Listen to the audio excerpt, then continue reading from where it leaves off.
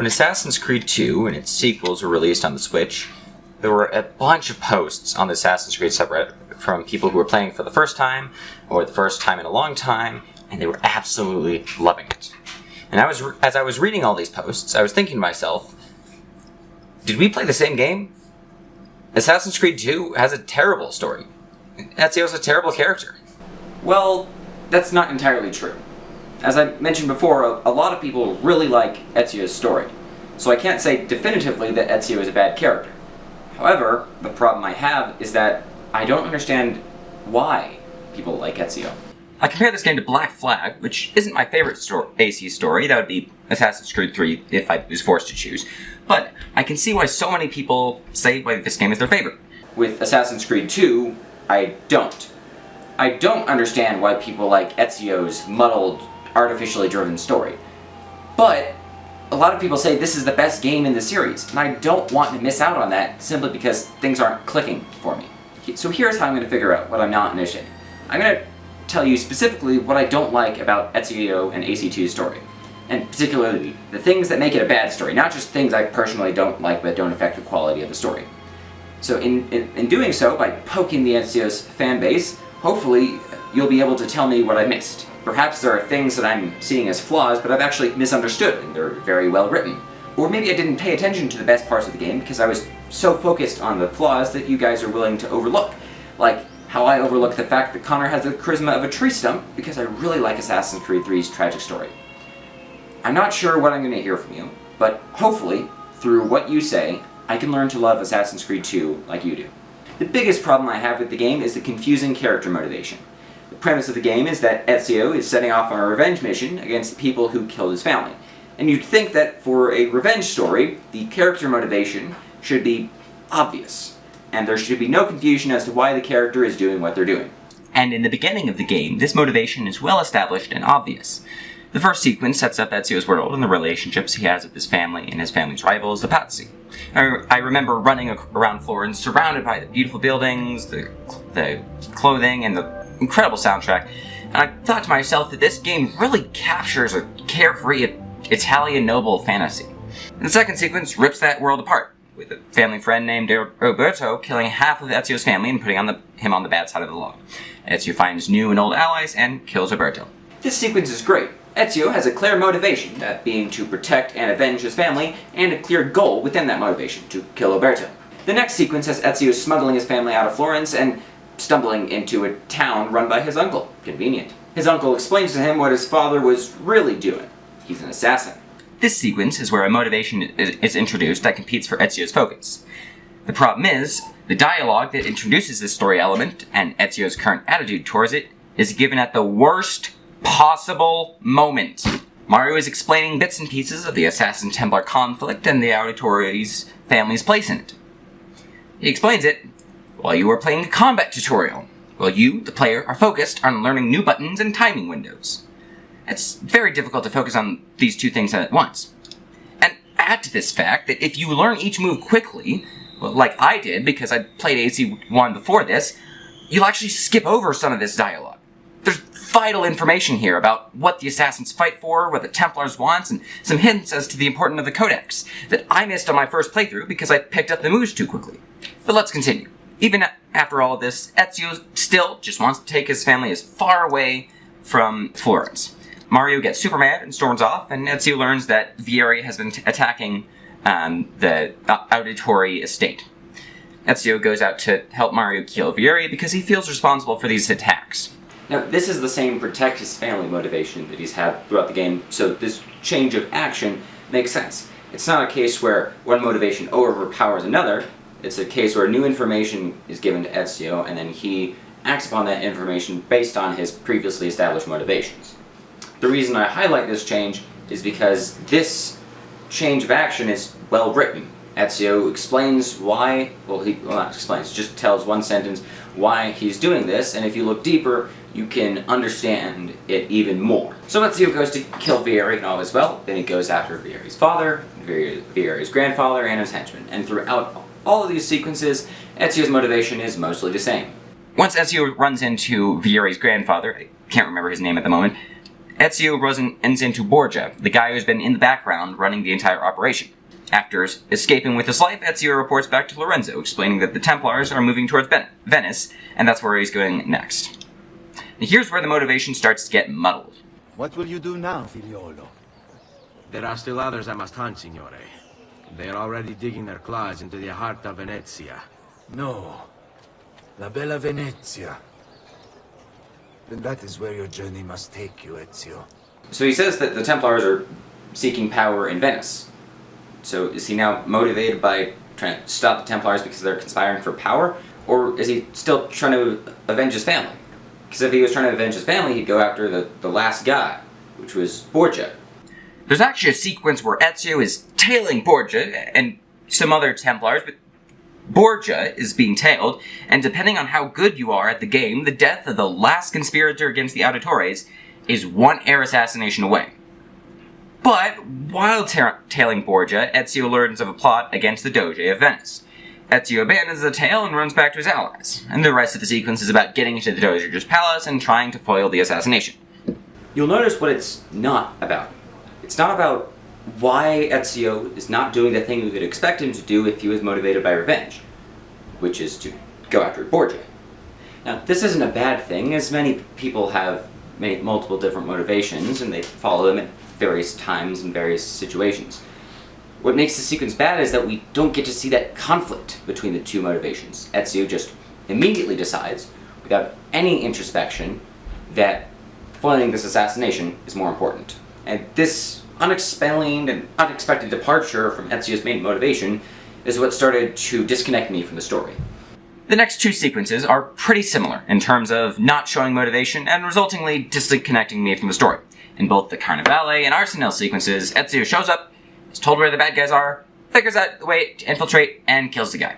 There's no mention of why Ezio is doing this, why he's killing guys who have no relation to the people who killed his family, instead of going after the last member of the Pazzi conspiracy. So it seems Ezio is no longer motivated by revenge. But when did that happen? More importantly, why? Game doesn't tell us, and this is a problem for a story-driven game. Those things should be obvious. But, okay, his motivations are kill Templars. The writing to get us from Avenge Family to kill Templars is weak to non-existent. But we're now here. And this is good, because this means we get more assassination missions. But wait! There you are, Ezio. Why so serious? It's my birthday. Davvero? 100 di questi giorni. That's wonderful. Is it? It's been over 10 years since I watched my father and brothers die. 10 years hunting the men responsible. So close to the end now, but no closer to understanding what any of it was for. At this point, he's foiled 2 Templar conspiracies. So if he was motivated by kill Templars, he'd be proud, not introspective. Also, he's talking about hunting down the men responsible, so clearly he's still motivated by revenge.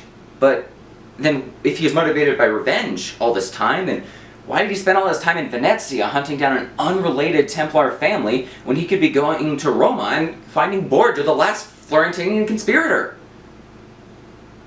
There's some good news, though. In this sequence, Ezio finally fights Borgia, the guy who orchestrated the death of his family, the Templar Grand Master. Both of the motivations that Ezio has been led by at different times of the game push him to kill Borgia. He gets close to Borgia and confronts him. Borgia summons guards, Ezio's allies summon themselves, cue fun with swords. Borgia escapes, and Ezio doesn't give chase because he's shocked that even more of his allies show up, along with a new guy. They talk about this prophet thing, the Codex, and the apple. Ezio learns that all of these people are actually assassins. It's all well and good, but there's an elephant in the room. Or, more precisely, not in the room. Borgia. He's like, right there. 2 steps away. There's no underlying conspirators or plots or guards to get distracted by. He's right there. But no. The assassins and Ezio just let him go. This is another layer of the problems I have with the story. Not only do Ezio's motivations seem to change on a whim, they also stop when it's inconvenient. Now yes, I am aware that Rodrigo Borgia did not die in 1488, which is when Sequence 11 takes place. That is a constraint that the writers were working under. However, their solution, which is to just turn off Ezio's motivation, that solution breaks immersion and reinforces my growing perception that I had with this game that Ezio just does whatever the plot says he should do.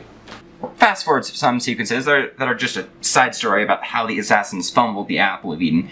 They're mostly irrelevant to Ezio's character, other than a few fun moments with Christina. There is a big moment, though, at the end of Sequence 13, where Ezio has this big, beautiful speech about all the lessons he's learned over the course of the game. The lessons he claims to have learned from the assassins, in addition to them supposedly teaching him what the assassins fight for, preserving the freedom of all mankind. He also claims to have learned to look past his desire for revenge and learn from himself. So he did move past his motivation for revenge. That's why he let Borgia go in Venice, and that's why he said he was still looking for his father's killers the morning before. But this is progress. Here, at the second to last sequence of the game, we learn that Ezio's motivation has moved from revenge towards fighting for the assassin's beliefs, and consequently killing Templars. And he explains the creed in a more simple and down-to-earth manner than Ezio did in AC1, so bene por Ezio. We know Ezio's motivation now. He's no longer a revenge-driven team. He's a warrior for freedom and the assassins, and against tyranny and Templars.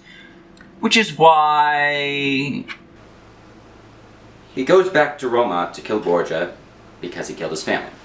Now, a lot of AC fans really like this moment because it shows Ezio as a fallible human being, falling back into his own ways. But for me, it just seemed like another instance of Ezio doing what the plot says he should do. after infiltrating the Vatican and OMG, you gotta fight the Pope! I don't really get why everyone is so excited by this. It's kind of boring.